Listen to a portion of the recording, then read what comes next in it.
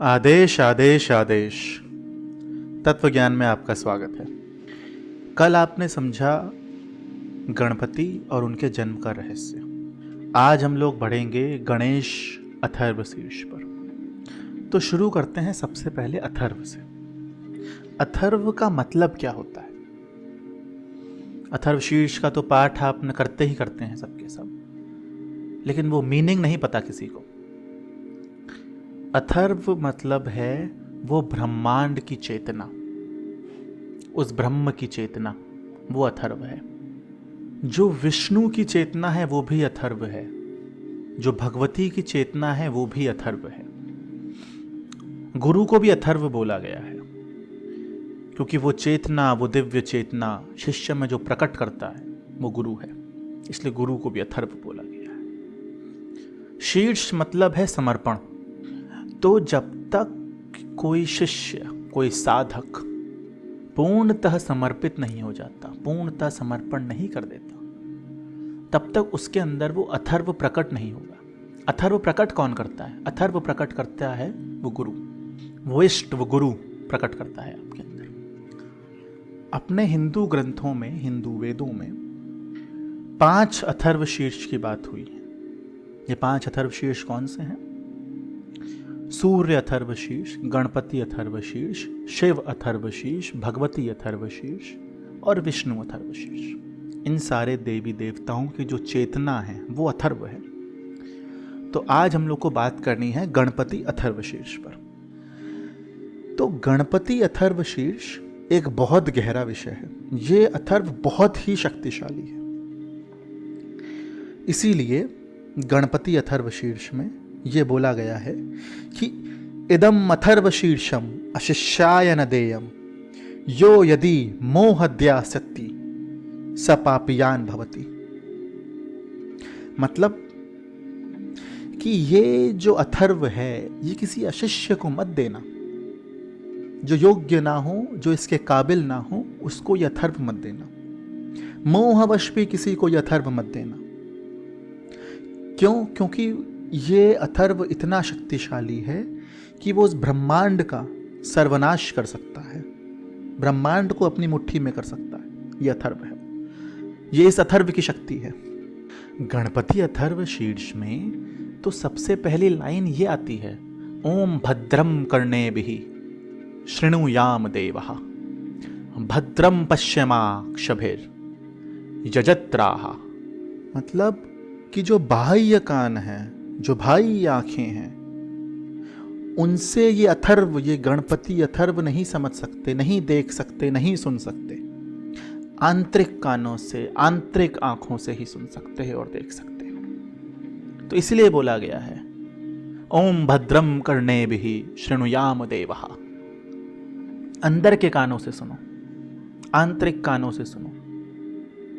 आत्मा सुनेगी वो जो अथर्व चल रहा है। तो जो गणपति का साधक होता है, जिसके अंदर ये अथर्व उतर जाता है, वो खुद सिद्ध विनायक हो जाता है। सिद्ध विनायक का अर्थ क्या है? जिसने अपनी काया को सिद्ध कर लिया, जिसने अपनी काया को सिद्ध कर लिया। कैसे सिद्ध करा? विनय से।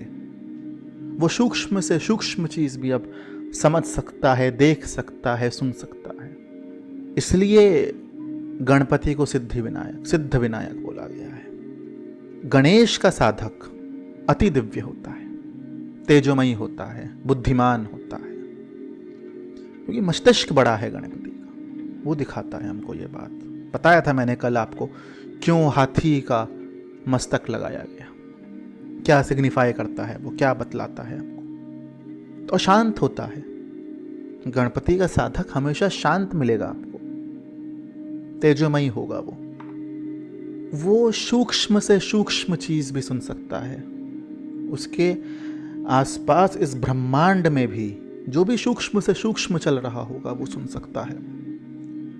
तभी वो गणपति के हम लोग ने बड़े कान दिखाए। ये बोध है उसका, ये रहस्य है उसका। ब्रह्मांड का ज्ञान होगा उस साधक के अंदर जो गणपति सिद्ध कर लिया, जिसके अंदर ये अथर्व उतर गया। गणपति के अंदर तो शक्ति अपने आप सिद्ध थी, गणपति के अंदर शक्ति अपने आप सिद्ध थी। उन्हें शक्ति की उपासना नहीं करनी पड़ी, शक्ति अपने आप सिद्ध थी। इसीलिए जो गणपति का साधक होगा उसके अंदर शक्ति भगवती अपने आप प्रकट होगी। उसे सिद्ध करने की जरूरत नहीं है, उसको वो साधना करने की जरूरत नहीं। जो गणपति का साधक होगा, गणपति की हम लोग प्रथम पूजा भी इसीलिए करते हैं क्योंकि वो शक्ति पुत्र है और उसके अंदर ज्ञान वो शिव का है। तो जिस भी तत्व में वो शक्ति भी अपार हो, पराक्रमी हो और ज्ञान भी हो, वो शिव जैसा ज्ञान हो, तो उसकी प्रथम पूजा, वो प्रथम पूजनीय होता ही है। श्री विद्या में यानी कि त्रिपुर सुंदरी की साधना में या ज़्यादातर किसी भी साधना में सबसे पहले हम लोग गणेश को पूजते हैं। कोई भी संप्रदाय हो, ज़्यादातर सारे संप्रदाय में हम लोग सबसे पहले गणपति को पूजते हैं कि वो बुद्धि आ जाए, वो गुण आ जाए, वो स्थिरता आ जाए हम लोग के अंदर। तभी तो वो शक्ति प्रकट होगी आप में, तभी तो वो ऊर्जा प्रकट होगी, तभी तो वो ज्ञान प्रकट होगा आपके अंदर। वो परम ज्ञान, वो परम शक्ति, वो पराशक्ति प्रकट होगी आप। इसलिए गणपति प्रथम पूज्य है। और गणपति से भी पहले पूजा हम लोग उस गुरु की करते हैं, सदगुरु की करते हैं। क्यों? क्योंकि वो गुरु ही तो है जिसने आपके अंदर ये गुण बैठाए, ये स्थिरता बैठाई आपके अंदर, ये स्थिरता आपके अंदर बैठाई, ये गुण प्रकट करे, ये अथर्व प्रकट करा, वो गणेश प्रकट करा आपके अंदर। इसलिए गुरु प्रथम पूजनीय होता है साधना में, उसके बाद गणपति आते हैं। हर चीज, हर क्रम के पीछे एक रहस्य है, के पीछे एक रीजन है क्यों करते हैं हम लोग। लेकिन आपने कभी समझने की इच्छा ही नहीं करी, जानने की इच्छा ही नहीं करी आपने, बस कर रहे हैं। जैसे शिवरात्रि पे चले जाइए हर शिवलिंग पर कोई ना कोई दही चढ़ा रहा है, कोई दूध चढ़ा रहा है, कोई शहद चढ़ा रहा है, कोई घी चढ़ा रहा है। हाँ, ना जाने विभिन्न प्रकार के रस चढ़ाए जा रहे हैं, धूप चढ़ाई जा रही है, क्या कहते हैं उसको, बेलपत्र चढ़ाए जा रहे हैं। अरे कोई आपके ऊपर शहद की बाल्टी उलट दे, दही की बाल्टी उलट दे, कैसा लगेगा आपको? इससे अच्छा तो जब सब पूजा करके चले जाए ना शिवलिंग की, उनके हिसाब से जो पूजा करके चले गए, आप वेट करिएगा और शिवलिंग को नहला धुलाकर साफ सफाई कर दीजिएगा। वही बहुत बड़ी पूजा है आपके लिए। हिंदू धर्म की सबसे बड़ी बदकिस्मती यही है कि हम लोग ने कभी समझने की कोशिश ही नहीं करी। आध्यात्म में तो हम लोग उतरे ही नहीं, बस कोई उपाय बता दे, कोई टोटके बता दे, वो क्या कहते हैं, थोड़ी सी तो लिफ्ट करा दे बस माया के पीछे भागे आप लोग। अरे आध्यात्म में उतरिए, रीजन है उसके पीछे का, वो तो आपने पकड़ा नहीं, बस भेड़ चाल में सब चले जा रहे हैं। इसलिए आज कोई भी आके दूसरे धर्म का, हम लोग के देवी देवताओं का मजाक बना के चला जाता है, हम लोग के शास्त्रों का मजाक बना के चला जाता है, और आप लोग चुप होकर सुनते हैं। क्यों? क्योंकि वो आध्यात्म का ज्ञान ही नहीं है आप में, और उनके ऊपर ये ढोंगी बाबा आ जाते हैं। कल मैंने देखा 52 मातृकाएं सिद्ध कराने के लिए पूजा करा रहे हैं, साधना दे रहे हैं 25-30 हज़ार रुपए में। अरे कोई उनसे पूछे 52 मातृकाओं का मुझे बीजाक्षर बता दो, तब चुप हो जाएंगे, वो नहीं पता किसी को। कोई पूछे मूलाधार कौन सी नाड़ी सिद्ध करती है, वो मूलाधार नहीं पता किसी को। वो कौन सा बीजाक्षर होता है, वो कौन सा अनुस्वार लगता है उसमें, वो नहीं पता किसी को। बस 52 मातृकाएं सिद्ध कराएंगे, और आप लोग भी ये सुन के बस भागे चले जाते हैं पीछे। पता है, ओम कहने के भी, ओम का जाप करने के भी 3 तरीके हैं। ओम ओम ओम म न ग, 3 चैनल चलते हैं ब्रह्मांड में। ये 3 चैनल चलते हैं ब्रह्मांड में। हर का मीनिंग अलग है, हर से एक अलग फ्रीक्वेंसी जाती है, हर से अलग चीज में आप प्रवेश करेंगे। लेकिन किसी ने बताया आपको? ये नहीं, कोई जानता ही नहीं। ओम नमः शिवाय का जाप करते हैं, दीक्षा ली उसमें आपने? नहीं ली, बस ओम नमः शिवाय, ओम नमः शिवाय। गणपति का जो मंत्र है वो अथर्वशीर्ष में आया है। कहाँ? गकारः पूर्व रूपम, अकारो मध्य रूपम, अनुस्वारश्चान्त्य रूपम, बिंदुर उत्तर रूपम। अब इसके मतलब में जाते हैं हम लोग। अनुस्वार और उस बिंदु पे ध्यान रखिएगा, बहुत गहरा विषय है ये। तो गकारः पूर्व रूपम, तो जो फर्स्ट वर्ड होगा, जो पहला अक्षर होगा वो ग होगा, तो गकारः पूर्व रूपम। फिर अकारो मध्य रूपम, दूसरा जो अक्षर होगा वो आ होगा, तो ग। फिर अनुस्वारस्य चान्त्य रूपम, अनुस्वार जो होगा इसका वो म पे आएगा, मतलब क्या बना? गम। अभी गम बना है, तो ग अ म, गम। बिंदुर उत्तर रूपम, अब इसमें चंद्र बिंदु लगेगी, उत्तर रूपम, तो गम से हटके अब ये गंग बन जाएगा, तो गंग। और फिर क्या आता है?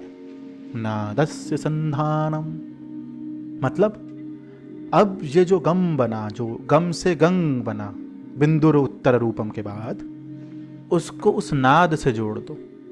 वो उस नाद से जोड़ दोगे तब उस पे ध्यान करो, और फिर जब ये मंत्र बनेगा ये आपको ऊपर उठाएगा।